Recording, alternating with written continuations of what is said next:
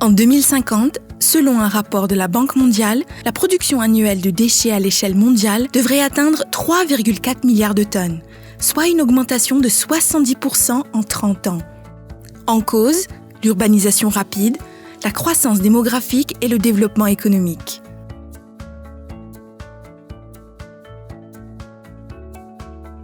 Dans les pays à faible revenu, plus de 90% des déchets sont encore déversés à ciel ouvert ou brûlés.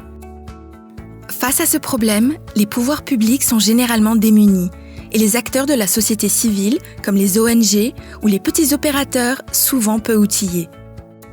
L'enjeu est donc de renforcer la prévention et le traitement des déchets dans les villes où les services sont faibles, voire inexistants. L'Organisation des Nations Unies appelle à améliorer la gestion des déchets pour accomplir un développement urbain durable. C'est l'une des raisons pour lesquelles la moitié des ODD est directement concernée par cette problématique. Face à cette situation alarmante, les organisations telles que le GRET mobilisent leurs expertises et leurs compétences. Depuis une quinzaine d'années, on travaille sur l'ensemble de la filière des déchets, depuis la prévention à la gestion, et principalement en Afrique et en Asie du Sud-Est. Ce sont deux régions qui pourraient, à l'horizon 2050, produire jusqu'à 35% des déchets de la planète. Au GRET, on accompagne les acteurs locaux à mettre en place des services pérennes pour réduire, valoriser et gérer au mieux les déchets. Il y a deux enjeux. D'une part, promouvoir des services viables et une économie circulaire afin de préserver l'environnement et limiter la surexploitation des ressources. Et d'autre part, améliorer les conditions de vie et de santé des populations et des collecteurs de déchets. Pour répondre à ces enjeux, le GRET intervient de deux manières différentes. La première manière, c'est via des projets qui sont menés sur le terrain avec des équipes locales auprès de partenaires locaux, comme des collectivités, des opérateurs locaux. La deuxième manière, c'est via des expertises qui sont menées ponctuellement sur un terrain, sur une ville en particulier. Cela peut prendre la forme d'un diagnostic, d'un schéma directeur, ou l'appui à une filière de valorisation des déchets, l'appui à la mise en place d'une filière de gestion des déchets.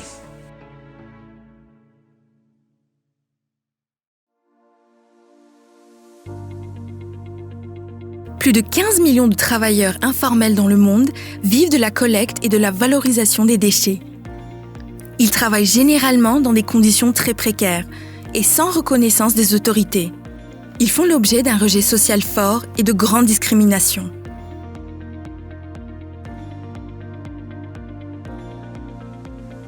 À Brazzaville, au Congo, le GRET a contribué à la reconnaissance de plus de 250 opérateurs de pré-collecte auprès des autorités et de la population et à l'amélioration de leurs conditions de vie et de travail.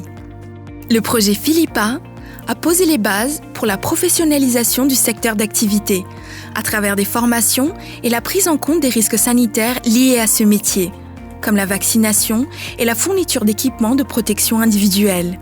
Cela a également servi à la structuration du système de collecte qui permet de sécuriser les revenus des OPC. Aujourd'hui, les OPC ont une autre perception de leur métier. Ils ne se considèrent plus comme des marginaux, mais comme des petits entrepreneurs. Dans nos quartiers, dans nos rues et avenues, vous allez constater que les OPC aujourd'hui ont une certaine crédibilité, surtout lorsque, à partir du projet Philippa, ces OPC ont été habillés et équipés.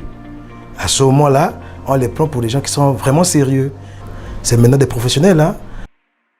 Toujours au Congo, le GRET a appuyé la mairie de Dolissi, 3e ville du pays, dans la mise en place d'une filière complète de gestion des déchets. Précollecte à domicile pour les opérateurs indépendants, transfert dans 4 aires de tri et de transit, évacuation vers une décharge, compostage des déchets verts et de marché, collecte par camion sur les voies goudronnées et les marchés. Pour accompagner ces services, des campagnes de sensibilisation ont été menées auprès de 12 000 ménages autour du slogan « Dolissi, zéro déchet ». Aujourd'hui, le service de collecte évacue 10 500 tonnes de déchets par an de manière pérenne et autonome et bénéficie à 60 000 habitants.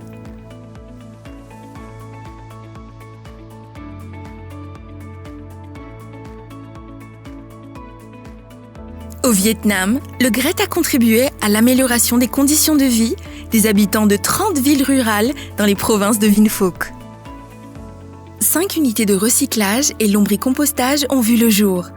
Les conditions de travail des opérateurs de gestion des déchets se sont améliorées et leurs revenus ont augmenté, notamment via un meilleur recouvrement des redevances et via la révision du système de rémunération.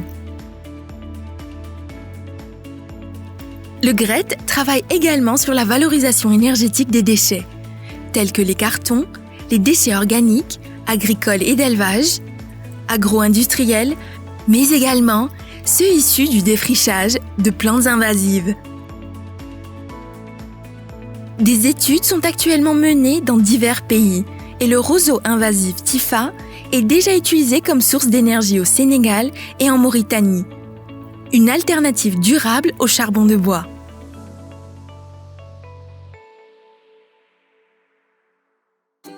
À Madagascar, le GRET travaille en partenariat avec Madacompost, une entreprise sociale spécialisée dans la précollecte, le traitement et la valorisation des déchets en fertilisant pour l'agriculture.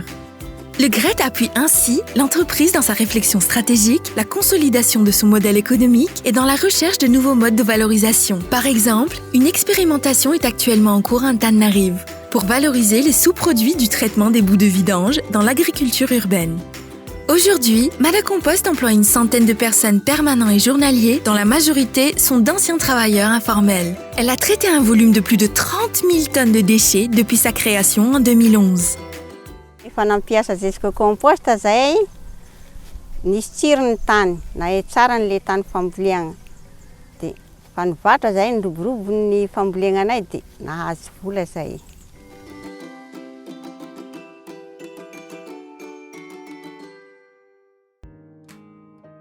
Au Togo, le GRET accompagne N-Pro, une entreprise en charge de la plateforme de compostage des déchets ménagers à Lomé. N-Pro a créé une véritable demande de compost à l'échelle nationale auprès des agriculteurs, de particuliers et d'entreprises de BTP. N-Pro est également reconnu en Afrique de l'Ouest pour son expertise et son rôle d'appui et de conseil. Il forme les acteurs privés au compostage et accompagne des acteurs publics, en particulier des collectivités territoriales, au diagnostic et à la conception de scénarios de gestion des déchets, incluant la valorisation par compostage.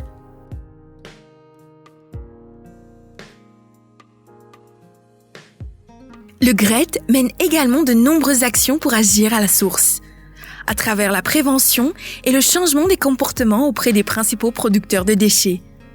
Les ménages, les petites activités économiques et les industriels.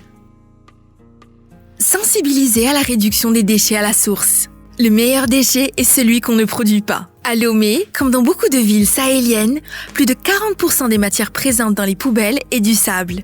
Une des actions pilotes du GRET consiste à réduire de moitié la quantité de sable dans les déchets ménagers, en agissant sur les pratiques, notamment du balayage. En effet, les ménages, en balayant leurs cours tous les jours, emportaient du sable qu'ils jetaient avec les ordures.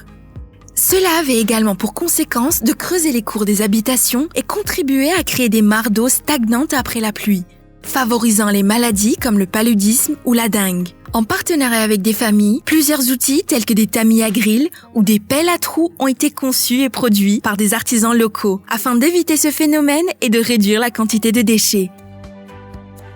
Aujourd'hui, le GRET souhaite poursuivre ses actions en faveur de la réduction des déchets à la source, en sensibilisant les entreprises via une responsabilité élargie. Principe pollueur-payeur. Sensibiliser et agir contre la pollution marine.